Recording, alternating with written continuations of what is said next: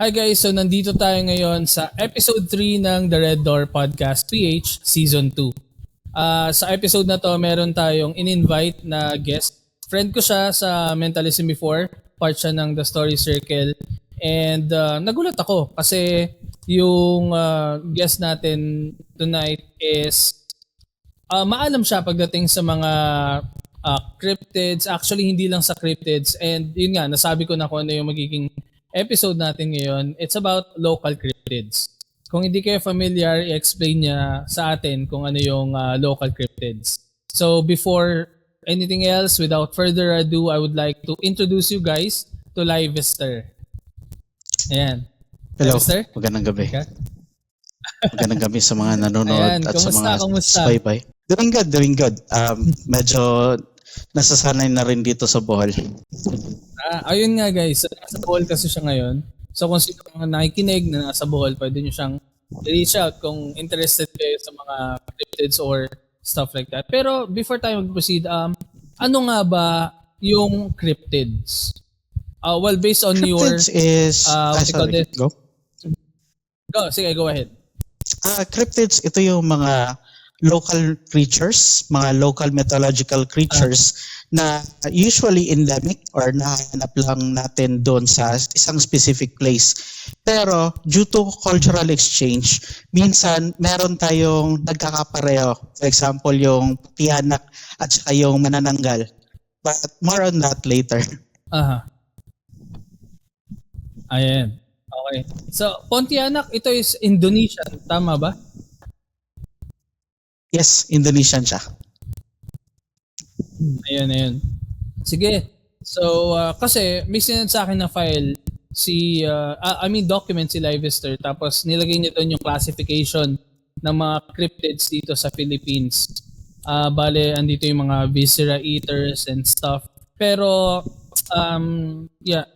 Livester, paano mo siya kinaklasify ba? And ano yung mga classification ng mga cryptids dito sa Pilipinas?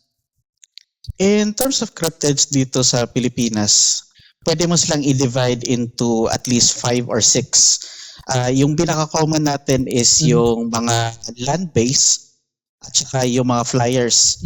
So, for land-based, you have the typical aswang. And dalawa din classification ng aswang. So, yung isang klase ng aswang is kumakain ng fresh. Ito yung mga yung naghahunt talaga ng tao, at saka yung pangalawa naman yung mga ghoul type, sila yung mga mahilig sa bangkay na, yung patay na talaga. So kumakain sila double dead. Yung napag-usapan niyo actually ni Sir Gideon last episode, yung mga nagdanakaw ng mga bangkay, ang tawag doon sa Bisaya ay balbal or kalag. Ito yung kalag. ninanakaw ito ba yung nila. Yung sa bamboo, yung pinapalitan? Oo, sila. May kasi merong confusion kasi yung sa Bisaya, yung kalag is another term for spirit. Pero yung proper talaga is kalag is more on a ghoul, undead siya na kung sa English na revenant sila. Yung patay na pero nabuhay ulit. Tapos kumakain sila ng mga yung mga patay na katawan. Ang ginagawa nila, ninanakaw nila, tapos pinapalitan nila ng baging ng saging. Yung katawan ng saging, pinoporma nilang tao at saka nagkakas sila ng parang enchantment. Kasi pero yung nakikita mo is yung, for example, kapamilya mo na sa makabilang buhay na. Pero ang totoo pala, matagal na palang napalitan yon. Usually, sabi nila, sa modern times, Nararia. Pero sabi-sabi lang naman yun. So after nun, ito yung mga viscera eaters. I mean, sabi mo land-based and yung flyers, di ba? Ano pa yung mga ibang classification? Kasi dito sa akin, meron pang iba. Actually, hindi lang tayo nalilimitahan sa isang classification. Magsimula tayo sa lupa kasi bago tayo makalipad, lupa muna, di ba? So, yung sa lupa, meron tayo yung typical na aswang. So, yung aswang, criteria natin dito is kumakain ng tao, karne ng tao. Mm. And yung for example nito is yung mga, for example sa Luzon, naalala ko may sinabi yung may question yun isang kaibigan mo. Ito na pala yun, yung balbal or kalag, which is yun yung pinag-usapan natin kanina. In terms of yung mga classification, aswang, meron tayong andoduno. Ito yung nakikita sa Luzon. So, exclusive sila sa Luzon, Andoduno. may mahaba silang dila. Andoduno or paraduno. Ito yung mga... sorry. Ito ba yung mga mahaba yung dila? Ito ba yung mga kilala na na pupunta sa mga bubong? Or kasi kapag mahaba dila, inisip ko agad manananggal na yung mga ng mga buntis. Ito ba yun? Parang magkapareho sila. Same sila ng modus. Aakyat mo bubong, tapos kakainin nila yung bata. Pero ang pagkakaiba nila, yung andodono is yung transformation nila is from regular na tao, kagaya mo, kagaya ko, tao pa rin naman ako. Tapos humahaba lang yung dila nila. Medyo nagpapalit ng mukha, konti lang, medyo pumapangit. Yung manananggal naman is sila yung yung nakahati talaga. Yan yung biggest na difference nila ng aswa at manananggal. Pero in terms of diet, halos magkapareho lang sila. Grabe ito pala. Before pa tayo interrupt kita sandali. Kasi nakilala ko si Livester na mentalist siya dun sa mga magicians group namin. Paano mo paano mo nalaman yung mga ganitong information? Meron ka bang parang fascination talaga sa ganito or handed down ba sa'yo yung information na to or inaral mo talaga on your own? Yung fascination ko for the supernatural kind, especially cryptids, nag-ugat to sa mga storya ng mga na mga family members ko, from lolos and lolas from both sides of the family. Ayun, nabanggit mo nga 'di ba na about aswang and different varieties nila. I'm sure meron kang mga kwento. Let me know kung may kwento ka about a specific cryptid na gusto mong i-share. Pero ayun nga, since anong pangalan nung last na aswang na yun? Yung mahaba yung dila, balbal? Tama ba? O hindi yun? Yung Andoduno. Andoduno. Sila yung Andoduno. You normally mahanap mo sila sa Luzon, somewhere around norte. In fact, ang pinaka-first na pag-away sa kanila is mga Ilocano. So endemic sila doon talaga sila na Tapos yung balbal or yung kalag, mostly Visayas yun sila. Personal stories, let me share yung nangyari sa lolo ko. Kasi si lolo is taga Batangas talaga siya. Kaya nga medyo okay yung Tagalog ko, di ba? So si lolo nakapag-asawa sa Cotabato. Doon na sila nakatira. Tapos one time, merong yung malaking bagyo na paparating. So sinabihan ng lolo ko yung lolo ko na kunin mo na yung kalabaw natin kasi baka maanod. Nandun kasi sa dulo ng sapa. Si lolo, sabi niya, sige, alis na ako. Kasi dapat hapon na yan . So ang ginawa niya, pagdating niya doon, nagtataka siya kasi yung kalabaw, wala na yung tali. May nagtanggal. Parang medyo baka may nakaisip maglakaw or baka may gustong sumalba doon sa kalabaw. So wala lang si lolo. Sabi niya, syempre mahilig sa pamahiin si lolo. Sabi niya, salamat. Alam kong gusto mo lang isalba yung kalabaw galing sa mula sa pagkakalunod. Habang naglalakad siya, may nakita siyang aso. Yung aso na yon sobrang laki. Yung parang kalabaw na din halos daw, sabi niya. Tapos, naalala niya, laki hindi possible lang ganon. So, ayun, nagdasal siya. Nagulat siya kasi nawala yung aso. Pagtalikod niya, may nakita siyang babae. Sobrang haba nung buhok. Tapos yung buhok ng babae, sabi niya, parang si Medusa, yung gumagalaw siya mismo. Tapos yung buhok pumasok sa ilong niya, sa bibig niya, hindi na siya makakahinga. Tapos nilulunod siya dun sa sapa kasi hindi pa siya nakakalis eh. Medyo mahaba yung sapang yun eh. Nilunod siya. Tangin niya lang sabi, Mama Mary, baka pwede namang mabuhay ako. Humingi na siya ng tulong. Tapos, ayun, habang nilulunod siya, naanod talaga. Naanod nga siya sa sapa. Tapos, ang reason lang nakasalba siya, kasi kahit na munti ka na siyang malunod, nagdadasal pa rin siya. Tapos yung pinky niya, ito na lang yung nakasabit doon sa isang paging ng balete. Kasi sobrang daming balete sa Makilala eh. Tapos yun, paggising niya, nakita niya patay na yung kalabaw. Pero siya, nabuhay siya. Pero yung dito niya, damage hanggang sa pinagtataka niya kasi... Ano yun? Namatay yung kalabaw dahil sa ba? Naanod. Dahil dun sa humila sa kanya. Naanod talaga. Okay. Naanod talaga yung kalabaw eh. Parang sinabay din doon sa sinabay din dong aswang eh. Tapos, ito yung pinagtataka niya kasi yung nagkaisa-isang sinabihan na or sinasabi na aswang doon, nakatira yon malapit sa kanila. Ang unang tanong niya nung nakauwi na si Lolo, kasi ang nangyari doon, kaya nakauwi si Lolo kasi nawalan siya ng malay, di ba? Tapos nakasabit na lang to sa sa baging. Yung mga anak niya, kita siya. Na-rescue siya. Tapos pagbalik nila, dumating yung si Nanay Matea. Ito yung sinasabi nila na presidente na aswang.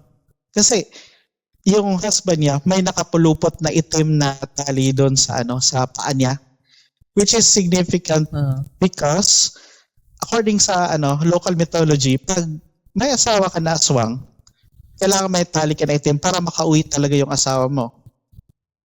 Ang unang tinanong niya sa lolo ko, paano ka nabuhay? Hindi normal yun. Yung gano'n na tanong, especially sa culture namin. Iba yun. Tapos bigla na lang kami nagtaka, or bigla sila nagtaka kasi yung si Nanay Matea, bigla na lang nawala. Hindi na nagpakita ulit. Bakit? Pero bakit kaya? Dahil ba parang na-confirm na siya yung aswang doon? Naalala ni Lolo yung yung parang balat niya sa paa. Pagtingin niya doon sa babae, iba yung mukha pero yung balat is pareho pa rin. Same placement, same shape. Natakot siya na baka gantihan ng Lolo. Si Lolo naman hindi naman yung mabait naman yun. Pero sobrang open sila sa mga ganong klase ng mga cryptids. Isa din sa hindi naman siya yung parang aswang din. May tinatawag sila na tambaluslos doon. Itong tambaluslos naman, iba din naman yung trip nito. Parang prankster lang to. Mga 5 a.m. paggising mo, may makikita kang bata. Sa mga previous episodes niya, Pero sige, go ahead. Pero, nasabihan din ako ng isa sa mga kasama natin na dito sa sa other podcast na parang iba daw yung tambaluslos sa Luzon at saka yung sa sa Mindanao. Kasi yung tambaluslos, ano ba tambaluslos sa inyo? May tanong ko lang. Ang nabasa ko kasi dati, yung tambaluslos is ito yung parang may sobrang laking ari. Tapos parang para ma-distract daw siya, kailangan maghubad ata nung babae na kaharap niya para once na mag-erect na yung niya, haharang sa mukha niya, hindi na siya makikita. Parang ganon. So, ewan ko, natawa ako kasi parang prank nga yung dating, pero ewan ko kung feeling ko iba to eh, doon sa tinutukoy mo na tambalos-los eh. Oo, medyo iba to. Kasi ano siya, sabi ko, bakit tambalos tawag dito ah? So, yun. Yeah, parang prank nga yung sa, ano, sa Luzon. Ano. Yung sa Mindanao is iba. Natawa pa rin ako dun eh. Just me. Parang ano lang, tao mo dun. Yung robust. Nakalabas. Ayan, pero sa inyo, So, ano ba yung tambalos-los? So ito na, yung tambalos sa amin is, before tayo yung meaning kasi ng tambalos sa amin is yung parang sobrang payat. Yung balat na talaga. So, yung tambalos usually nagpapakita yan after may mga bagyo, may mga kalamidad. Pero nagtitrip lang, hindi siya parang yung nang-harm ng tao. Hindi naman. Ang ginagawa niya, nagpapakita siya, especially around 5 a.m. bago magbukang liwayway. Tapos ang ginagawa niya, ganun. Tapos mag-smile. Tapos bigla na lang smile na hanggang dito na. Tataas yung sobrang laki ng smile niya. Tapos unti-unting nalulusaw yung balat niya hanggang sa maging buto na lang. Hello? Ayun, nawala. Saan ba ako? Ayan, okay na ako. Ay, okay na. So yun, tatawa siya. Smile siya hanggang sa tenga. Ayun siya, lumalampas pa nga eh. Tapos unti-unting nalulusaw yung balat niya hanggang sa buto na lang. Tapos yung buto, nawawala siya bigla. Tapos naririnig mo pa rin yung tawa niya. Tapos bigla na andito na sobrang lapit na yung tawa niya. Yan ang tambalos-los sa amin. Tapos mawawala na. Mawawala. Tapos walang mangyayari sa'yo. Pero syempre, ikaw ba naman makakita ng gano'n? Hindi ka ba matatakot, di ba? So talaga nananakot lang sila. Trip niya lang talaga manakot. Ay, ito pala, bago tayo mag-crossover sa ibang category, kasi dito sa amin, hindi ko alam kasi parang sa akin, nalilito pa rin ako kung ano yung difference nitong mga aswang, manananggal, or parang under ba sila ng aswang lang. Kasi before, nung pinapanganak nung buntis yung mama ko and pinapanganak yung bunso namin, laging may naririnig daw yung mama ko na parang sinasabi nila yung tunog ng tik-tik, parang ganun. So, ang ginagawa nila, naglalagay sila sa bintana ng bawang, ng asin. Hindi ko alam kung sa Luzon lang tong ginagawa. Pero ang nangyayari is, every night daw, maririnig ng mama ko na may parang tumitik-tik, parang umiik-ik dito na tunog. Tapos, hindi ko alam kasi minsan ako, pag lumalabas ako, meron talaga ako maririnig. Pero nakikita ko na merong paniki talaga. Na parang feeling ko, baka lang to, yung fruit bat na nakatira somewhere sa mga puno dito. Pero ayun, yun nga yung sinasabi niya. Tapos natakot siya kasi parang feeling niya, ang lapit lang sa bintana. Tapos minsan mawawala. Sabi nga nila dati na meron parang kapag humihina yung tunog, ibig sabihin malapit na. Tapos pag malakas, malayo pa daw yun. Ano ba klase ng aswang tong most likely anong klaseng aswang to? Tik-tik is variation ng manananggal. And yung primary target talaga nila is mga buntis. Especially yung malapit na mga anak. Kasi naaamoy nila yung yung aroma ng bata. Kaya naalala ko may nag-confess dati na yung aswang. Sabi niya, magkaiba sila at saka medyo hindi sila kasundo. Kasi yung aswang, primarily, mga adults yung target nila. Kasi mas malaman, siyempre, medyo by the group sila para sila mga wolf kumbaga. Yung manananggal kasi is solo flight lang yun. So no sharing, mga ganon. So yung tik-tik is manananggal siya at ito yung pagtatakan mo kasi kahit before pa dumating yung mga Spanish, pareho yung definition nila ng ganito, napuputol yung katawan, lumilipad, tapos may parang tube yung dila, sinisip-sip yung bata. Ah. At saka yung tungkol doon sa boses na pag sobrang lapit nila, ang hina. Tapos pag malayo sila, sobrang lakas. At walang communication masyado yung mga tao before, but magtataka ka kasi sa history nila, bakit pare-pareho?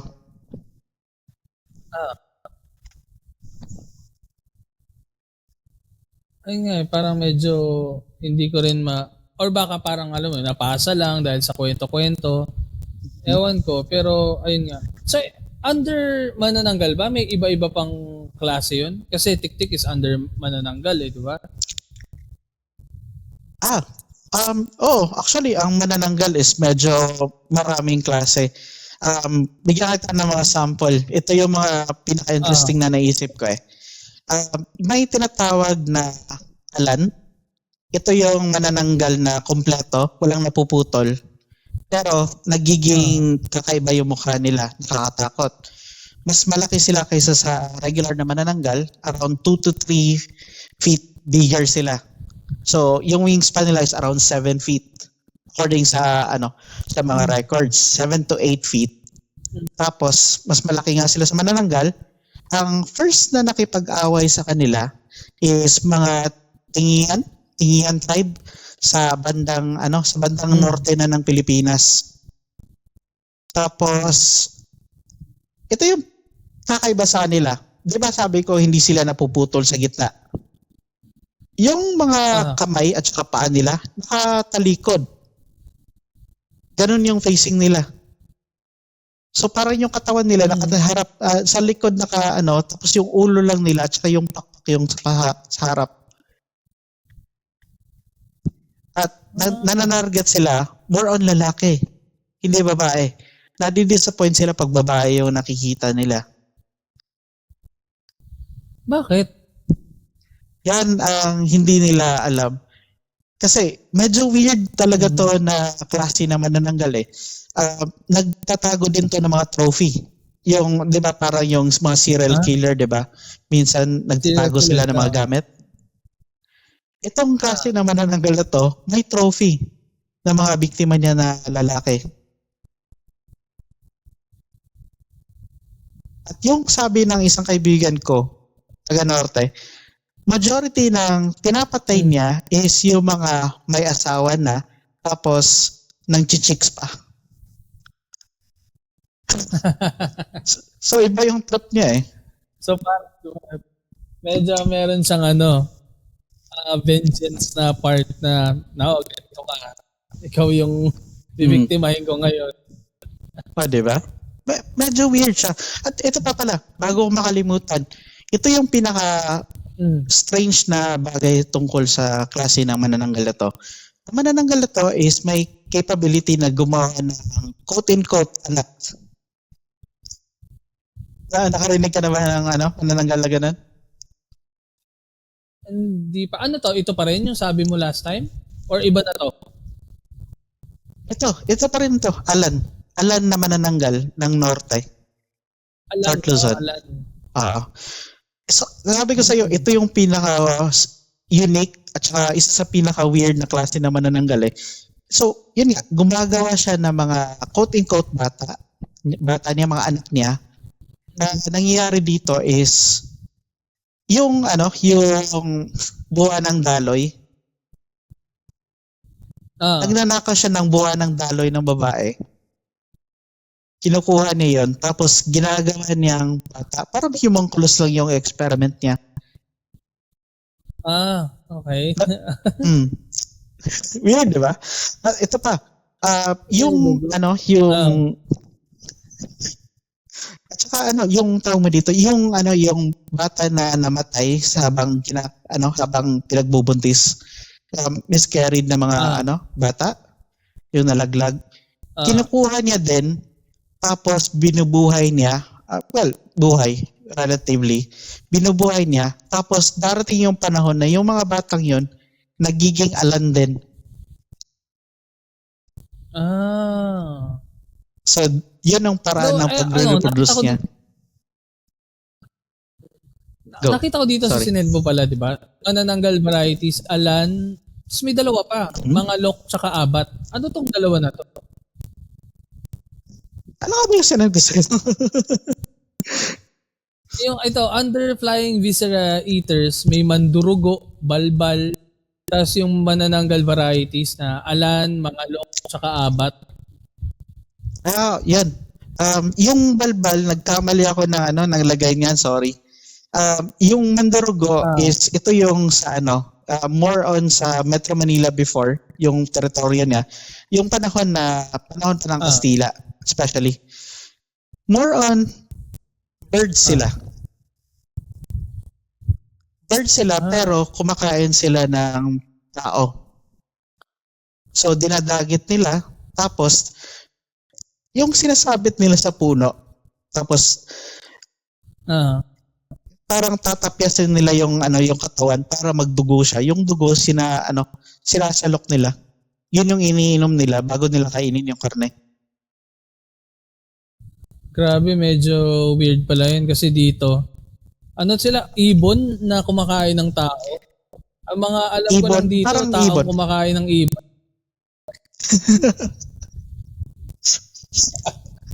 Ay, chicken ba ito? Ayun, teka, ito. Ayun nga, meron dito na sinasabi mo na viscera eaters, ito yung mga flying na types, no? Meron din dito, ito alam ko sobrang familiar to sa mga nakikinig sa atin kasi ewan ko, sabi nila nagamot daw to dati sa AIDS.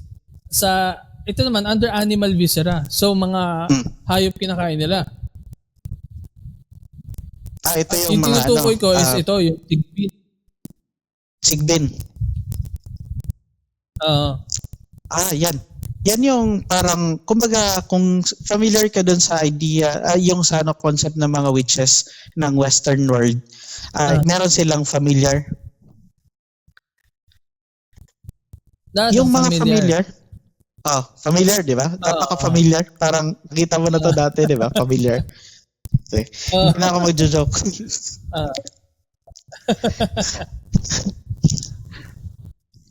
Ang tatay na yung joke eh. Yung sinend mo, under animal viscera, dalawa. Wiro-wiro tsaka sigbin. Yung sigbin, medyo parang familiar ako kasi sabi nila parang aso lang din ba to? Na parang sinasabi nila na pag nahuli mo daw, may time daw before na parang hinahunt nila to. Kasi siya daw yung gamot sa AIDS na hindi ko naman alam kung meron ba talagang nakahuli ng sigbin. Pero parang feeling ko may mga pictures dati eh. Hindi ko lang alam kung authentic yung mga pictures na yun.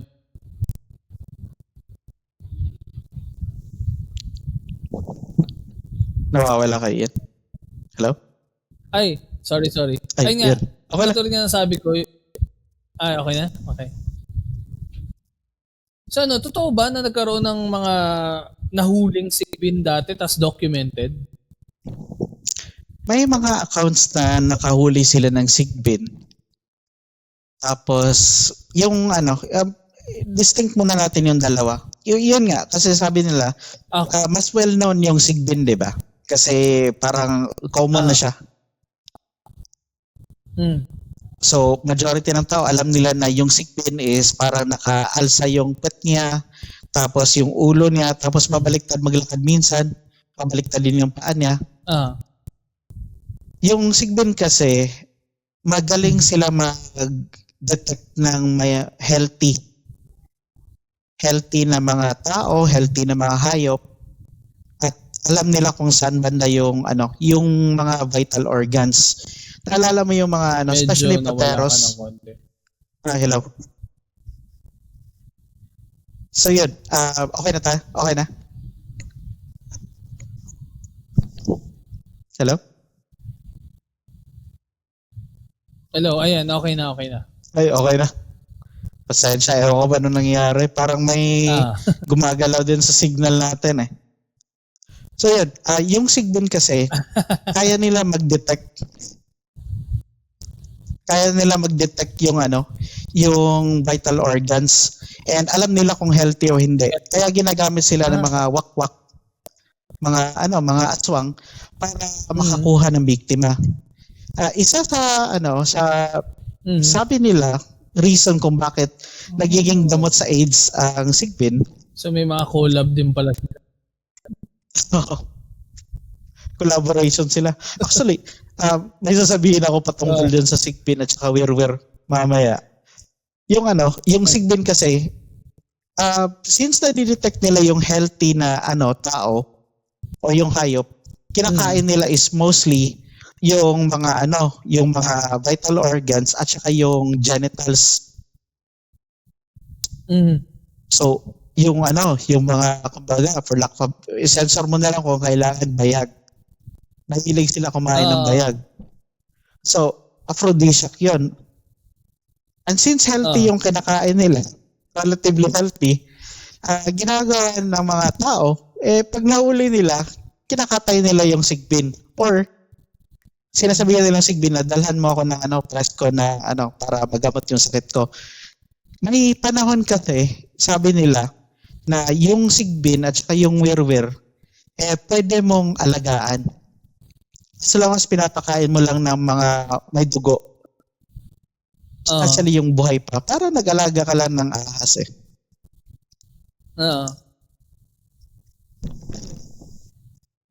Teka lang, hindi ko alam kung medyo nawala yung signal kanina. Ano yung wirwir ulit? Anong difference sa sigbin? Yung sigbin is para siyang aso, pero weird. Kumbaga parang, medyo kamukha niya, ito pa pala, kamukha niya chupacabra. Parang ganun yung datingan niya. According sa mga accounts ng mga tao. Yung wirwir naman is parang yung, alam mo yung malnourished na aso?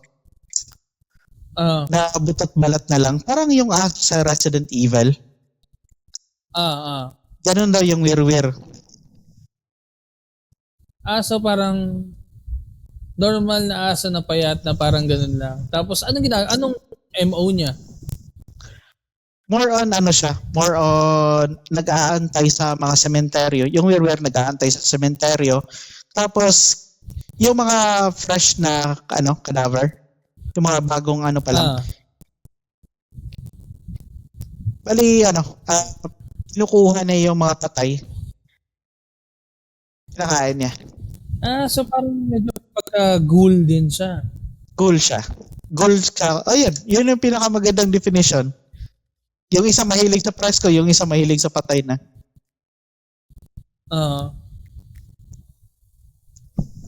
So parang dalawa lang naman sila na parang gano'n na parang mga aso. Tama ba? Oo. At saka ito yung funny na part dito. Kasi sabi nila, itong dalawa, yung sigbin at saka yung wirwir, pag andyan yung amo nila. Hello? Medyo nagka-problem. Ayan, ulit. Okay, medyo okay na. Yung sabi nila, yung sigbin at saka yung wirwir, parang aso talaga. Pag nakikita nila yung amo nila, yung buntot nila, gumaganon talaga. Nagwawag din. Nag-aantay din ng treats. Death treats. Kasi treats na iba. Death treats yung sa kanila. Siguro, dito sa sinend mo sa akin na document, meron ng next na category. Ito naman yung mga basketball player. Yung mga big guys. Dati, hindi ko alam parang ilan lang alam ko dito, 2 lang ata. Tikbalang sa kapre lang. I'm sure familiar with you. Yan, tikbalang sa kapre. Yun lang. Yung isa kasi, pag binasa ko, okay, gets ko, pugot.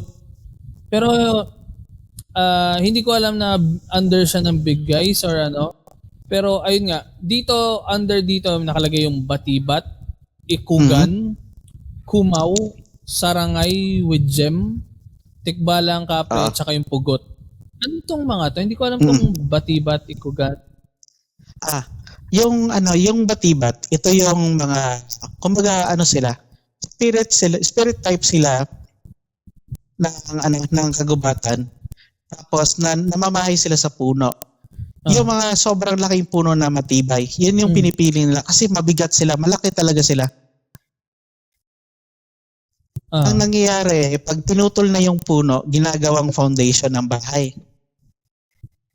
Nagagalit yung Matibat kasi tinanggalan mo ng bahay. Ang ginagawa nila, pag gabi na, pag natutulog ka na, inuupuan ka dito sa dibdib mo para hindi ka makahinga. Ito yung equivalent ng sleep paralysis. Ito yung local talaga na version ng sleep paralysis bago yung sinasabi nila na demon. Sobrang taba nila, for lack of a better term na polite, sobrang taba nila at laki nila, mahihirapan ka talaga huminga. Okay. Ngayon ko lang nalaman yun kasi all this time sleep paralysis, inisip ko parang yun nga, demons na pumapasok dun sa parang dun sa panaginip pumapasok. Oh, meron pa local? Ba't di natin alam yung mga ganitong folklore? Ganda Ganda. Itong Ikugan, ano naman to? Ikugan is ang Bisaya version. Nakahanap to usually around Mount Apo. Pero meron ding local sa Luzon, which is ang Kumao. Okay. So, yung defining characteristics nila is pareho silang para silang isipin mo gorilla, pero may sobrang habang buntot na parang kamay na rin yung dating niya, sobrang lakas. Sabi nila yung Kumao, kasi ito yung mas kilala, na feature na din to sa Magandang Gabi Bayan before. Nahanap kasi ito sa Mount Cristobal, Devil's Mountain, di ba? So ang ginagawa niya, winawala niya yung mga tao sa landas nila para mahulog sila, madisgrasya. Tapos pagtay na, pinapalitan niya ng bagging. Ito yung mga operation nila. Pinapalitan nila ng bagging o kahoy na mukha talagang tao na Tapos yung actual na hiker, for example, or climber, yun yung kinakain niya. What? Grabe. Parang nga sabi mo kanina, sobrang rich ng I'm not sure kung tama bang term na folklore ba to or parang yun nga mythological natin, no? Na sobrang dami ko palang hindi alam na nung sined mo sa akin, ano to? Hindi ko alam. Pero ano tong sarangay? At meron pa siyang with gem talaga. Hindi ko alam kung tama yung pronunciation ko. Tama. Yung sarangay is siya. Di ba sa Greek mythology meron silang taong baka? Meron silang Minotaur, di ba? Minotaur. So ito yung may sungay, tapos parang tao yung katawan, pero baka yung ulo or karabaw. Depende lang kung saan ka galing. Yung sarangay is collectors nila. Hindi sila harmful. Sobrang laki lang talaga nila, intimidating sila. Tapos, pag naging kaibigan mo yung sarangay, bibigyan ka niya ng gold. Pero, teka, sa lahat ng yan. Oo, sabi nila somewhere around yung sa Malabon area. Tsaka Sierra Madre. So medyo more on sa bundok na sila ever since na nag-develop yung mga cities. Yung sarangay is may isa lang talaga na rule na isang rule na wag mong babasagin. Yung gem na nasa ulo niya, wag mong nanakawin 'yan. Kasi oras na ninakaw mo 'yon, hahantingin ka talaga niya kahit saan ka pa. Kasi yung gem na yon, yan yung reason kung bakit siya nakakahila ng gold kung saan niya kailangan. For example, parang wala lang, regular space. Yung sarangay parang huhugot lang sa ibang dimension ng gold. Bibigay sa'yo. Yung gem na nasa ulo niya, yung nakasabit dito sa dalawang sungay niya, yan yung reason kung bakit siya nakakapag-produce ng gold. Sarap kaibiganin, di ba? Kung binibigyan ka naman ng gold no? Bakit mo pa kukunin yun? Exactly. Pero overall, mabait sila. Itong dalawa na to, Feeling ko nga, pag binigyan ka ng gold, automatic para sa akin, mabait yun. Oh, mabait yun. Kailan ba, kailan ka ba sasalang? Yung ano yan, di ba? Pugot. Tikbalang, kapre, pugot. Actually. Ayun. So tikbalang, alam na natin yung parang kabayo. Tapos pag nakuha mo yung buhok niya na gold, pwede mo na siya kontrolin, kaibigan mo na siya. Pero, may isang paraan pa para makontrol mo yung tikbalang. Ha? Hindi ko alam yun. Yun yung rules. Ang alam ko lang sa tikbalang na kapag maaraw daw tas umuulan, may kinakasal daw na tikbalang. Hindi ko alam kung totoo yun. Yeah, yun yung sabi nila pag umaaraw umuulan, kasal ng tikbalang.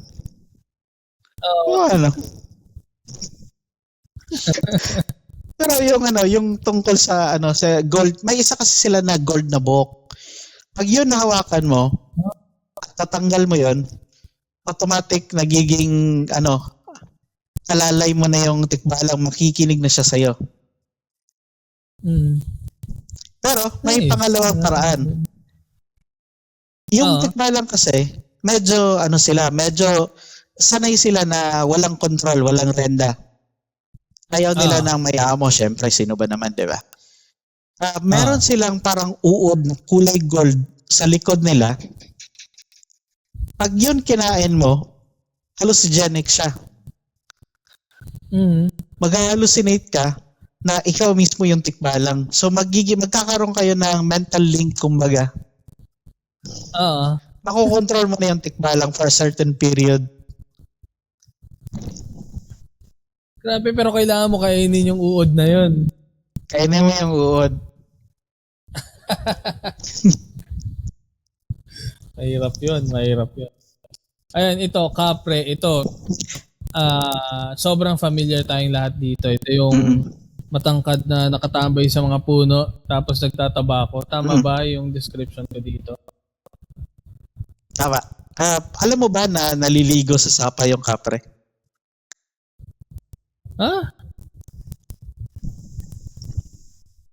Paano mo na ba yun? Ito. Isa to sa actually personal stories na nangyari sa akin. Ato na ako dati sa St. Joseph Village. Tapos may parang fish pond doon na inabandona na. And may sobrang laking puno doon. Sabi nila may kapre. Sabi ko okay. So ginawa ko, nag-iwan ako ng sigarilyo, isang pakete.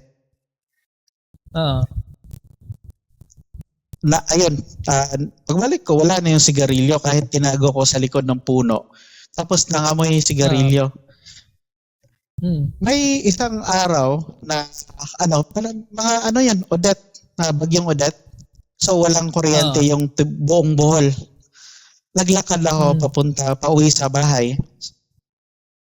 Tapos parang may nag-cannonball, kumbaga. Tawag doon? Parang may tumalan doon sa fish pond. Sobrang laki. Pag flashlight ko, wala naman. Walang tao, wala ganun. Sabi nung kapitbahay namin na matanda, sabi niya, naliligo kasi minsan yung kapre dito. Alam niya yung mythology tungkol doon. So ako, sabi ko, okay. Sabi ko na lang, okay, maniniwala na lang ako kasi wala namang mawawala. May isang kapitbahay ako na medyo hindi naniniwala, syempre. Kasi hindi niya daw nakikita. Yung van niya, pinark niya doon sa spot na yon, yung sabi na paborito daw ng kapre. Doon siya natulog kasi yung van may gasolina, so pwede pa siya mag-aircon. Kasi nga brownout, di ba? So, natulog siya sa van. Parang nagalit daw yung kapre. Sinigawan daw nung van driver. Yung van, ginalaw yung van. Muntik na matumba. Tapos takbo siya. Pasok siya doon sa katok niya yung kwarto ko. Sabi ko, bakit? Sabi, yung sinasabi mo na kapre, totoo pala yun. Sabi ko, hindi ko alam, pero sabi nila Simula nun hindi na siya natutulog sa van doon sa labas. Pero Sabi ano naman to? tayo. Yung normally ito mga kapre, hindi naman sila nang gagalaw or nang harm as long as hindi mo parang paano ba? Ano yun yung guguluhin yung pinagstayan nila. Okay naman sila. Wag ka lang wag lang magkagusto yung kapre sa'yo. Kasi pag magkagusto yung kapre sa'yo, susundan ka, medyo masangsang yung amoy nila eh. Oh. Paano susundan Kaya kahit nagtaka ako. saan? Kahit lumipat ka ng lugar? Kahit lumipat ka, Oh. susundan Ano yung ka sabi mo, nila, nagtaka ka? tapos pinsan pag... Ay, sorry, go. Hindi. Sabi mo nagtaka ka about, na-cut off kita sorry.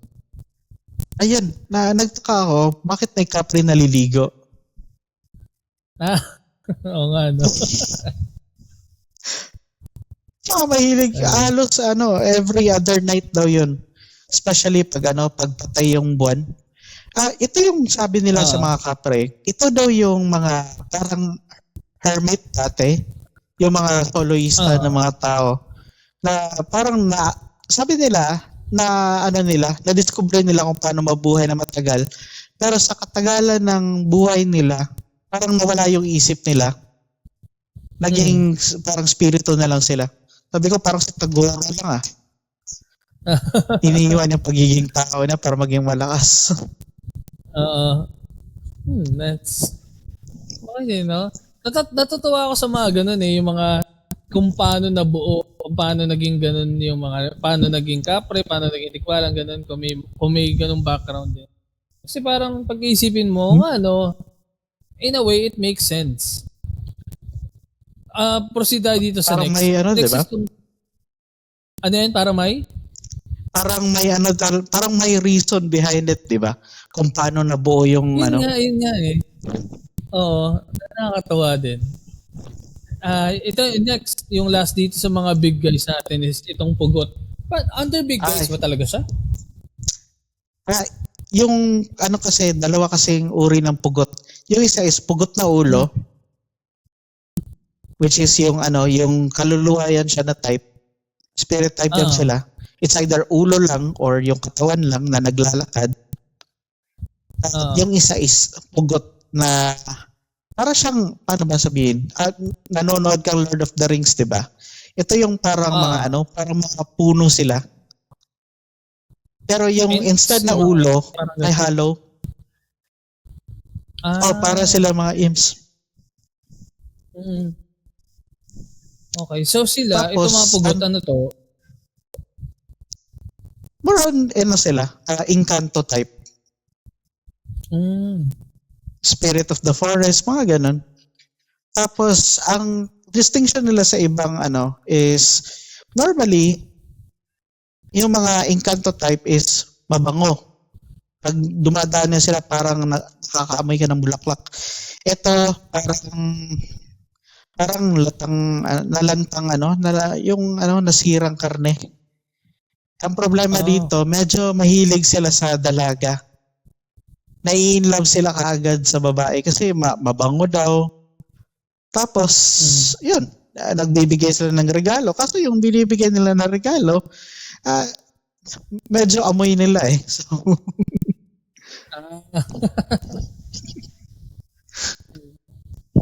Teka, ano ba? So, yun. Marami pa dito eh. Hindi ko alam kung paano natin gagawin. Pero syempre, kasi nagbabasa rin kami ng comments eh. Napansin namin na gusto nyo ng parang format na kwento, ganyan.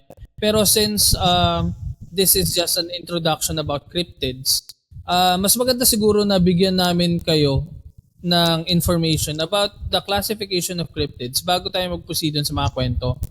Pero ayun nga, feeling ko nga baka maging 2 episode pa to. Kasi madami pang hindi na di-discuss ng mga classifications dito. Siguro mag-discuss tayo ng isa pa. Siguro start tayo dito. Ito na lang muna. Kasi after big guys yung sunod is Taawi, pero siguro dun muna tayo sa Encantados siguro. Okay. Sa Encantados kasi, So, may ilang klase to eh. medyo kaunti lang naman yung Encantados, pero at least yung medyo na-document. Yung usually na alam natin is yung Encanto. Classified sila under Encantados. Encanto is yun, sila yung mga, kumbaga, beautiful creatures, mga Legolas, mga magagandang tingnan. Diba? Yan yung first na image pag sinasabing Encanto eh. Mayaman, may mga syudad. May mga syudad, so ibig sabihin, Encanto yung mga nasa Biringan? Kung meron man? Yan yung sabi nila.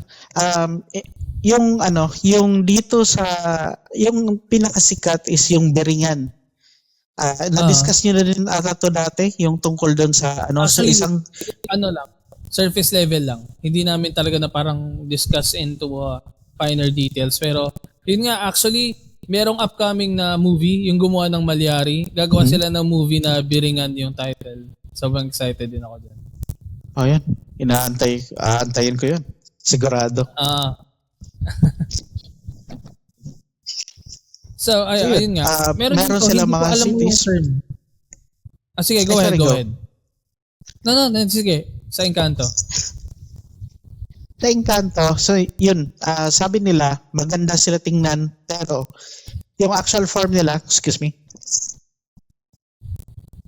ako ng laway doon. Okay. So, yun, yung mga Encanto daw, yun nga, sobrang ganda, sobrang yaman yung dating nila. At mahilig sila makipaghalubilo sa mga tao, tapos ginagawang asawa. May mga, di ba, reports na may mga sobrang gandang tao na walang kanal dito. Sa yung sa Yan. Nakalimutan ko yung tawag eh. Salamat. So, yun daw. Anak daw na Encanto. Okay. Pag walang filtrum, parang hindi na nga din normal pag walang filtrum, di ba? First indication daw yan. Tapos, yung pangalawa is pag tiningnan mo yung mata, tapos, yung una nakikita mo is, let's say for example, common eye color is brown or black, di ba? Ito daw, pag tiningnan mo yung mata, parang nag-iiba yung kulay. Hindi mo mawari kung itim ba siya, brown ba siya, or bakit naging blue yun? Tapos balik sa brown. So, meron silang natural na gayuma. Ganon. Dala din ng lahi nila. Ito may mga parang cryptids dito na wala talaga akong idea kung ano to. Itong palisekan tsaka lampong. Ang alam ko lampong kung ginagawa ng magjowa, naglalampungan. Hindi ko alam. Nag-aalaga ng halaman lampungan. Ayun na yung actually related sa halaman, yung lampong, ito yung mga duwende na parang parang bantay ng kalikasan.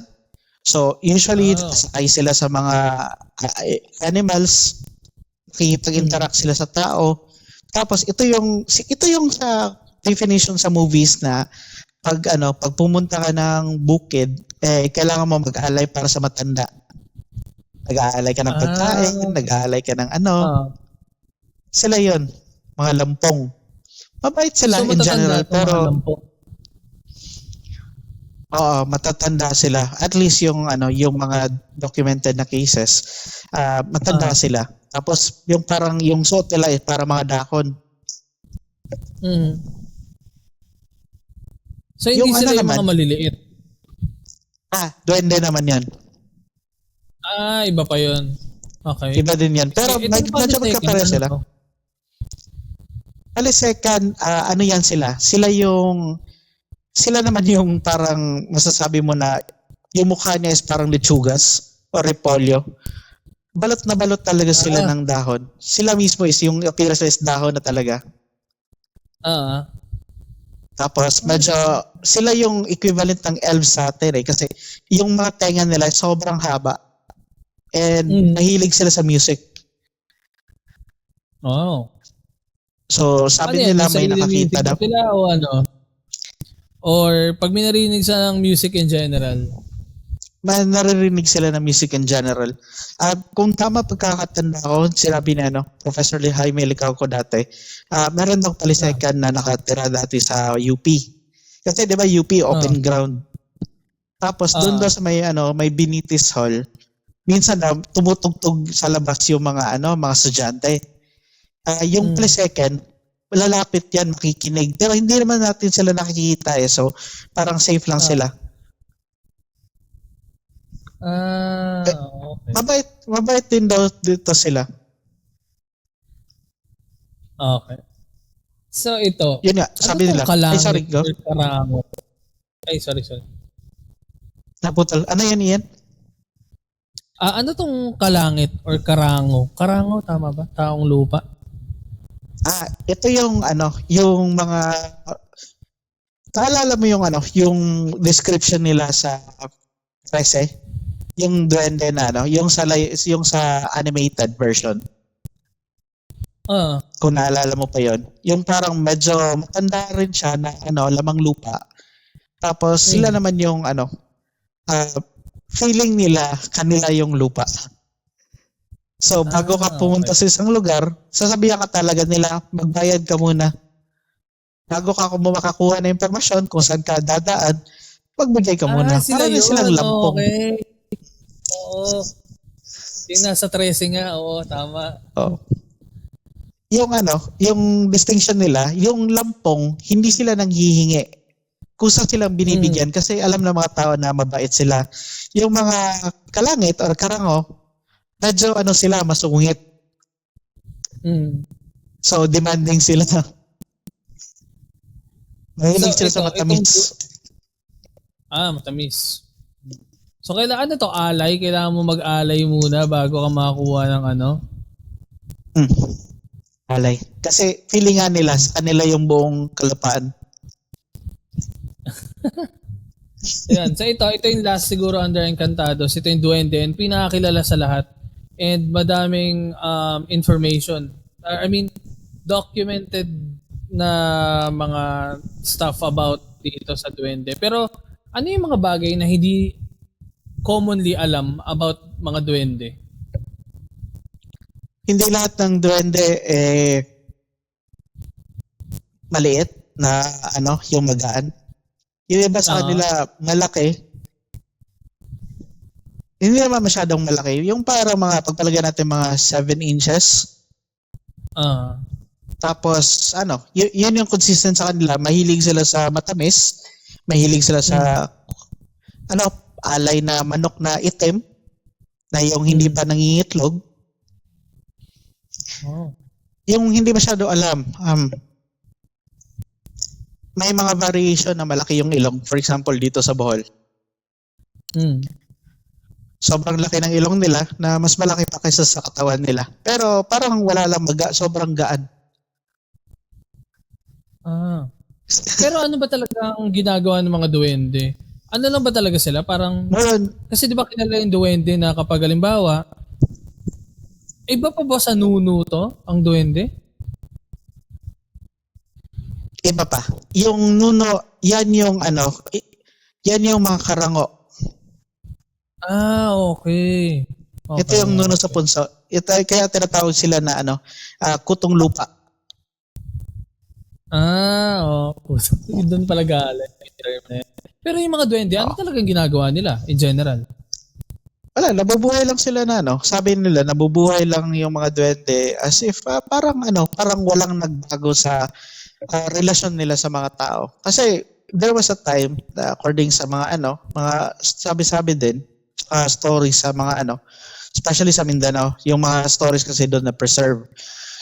May panahon kasi na hindi pa tao ang naghahari sa lupa. So wala pang malalaking komunidad, wala pang mga masyadong buildings. They were living in peace. Tapos bigla na lang nagbago yung dating.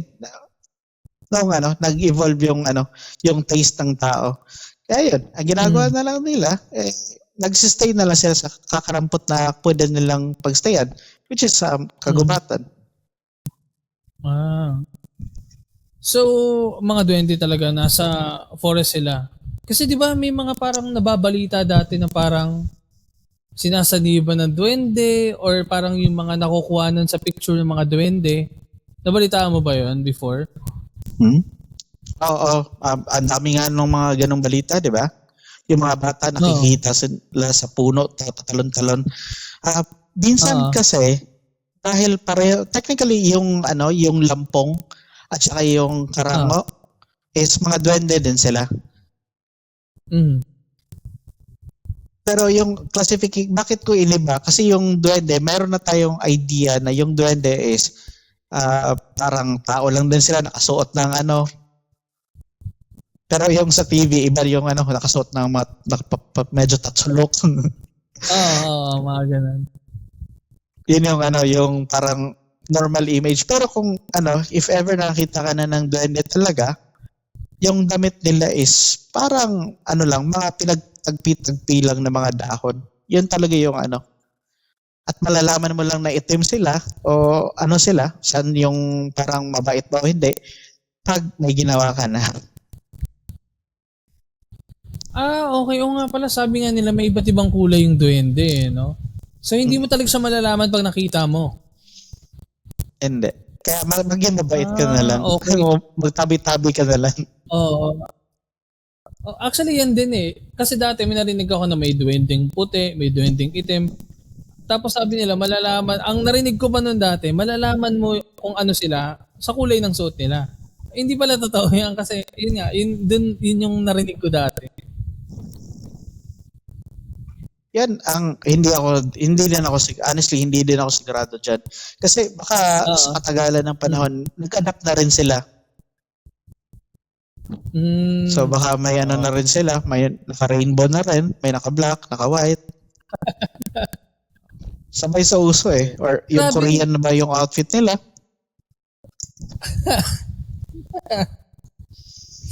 So nakita mo gawa ganun. Okay lang yan.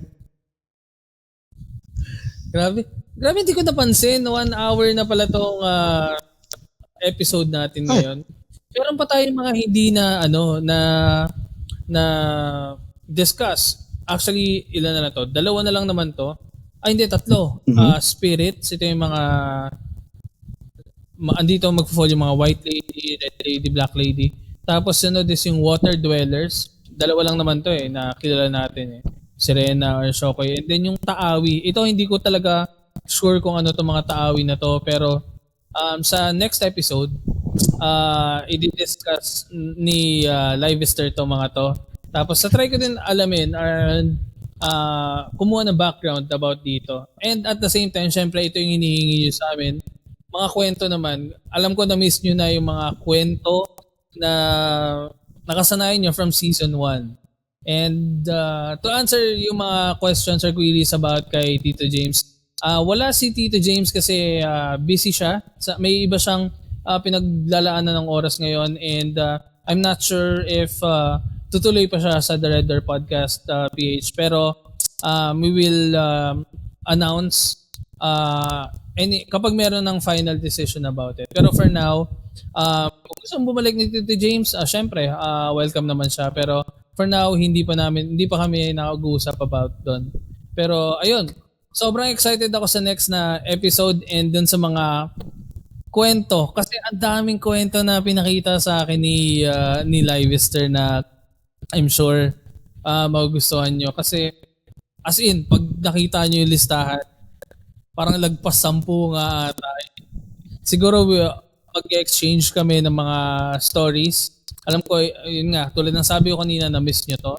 And Livester, meron ka bang gustong parang i-promote kung may page ka or yung social media mo if ever na may mga questions yung mga listeners natin about cryptids or anything in general? So yeah, aside kasi sa pagiging addict ko sa research regarding mga mythological at saka unnerving creatures ng Pilipinas at saka ibang bansa, I also am a performer. Actually, pareho kami ni Ian. Pasok kami sa mentalism and magic.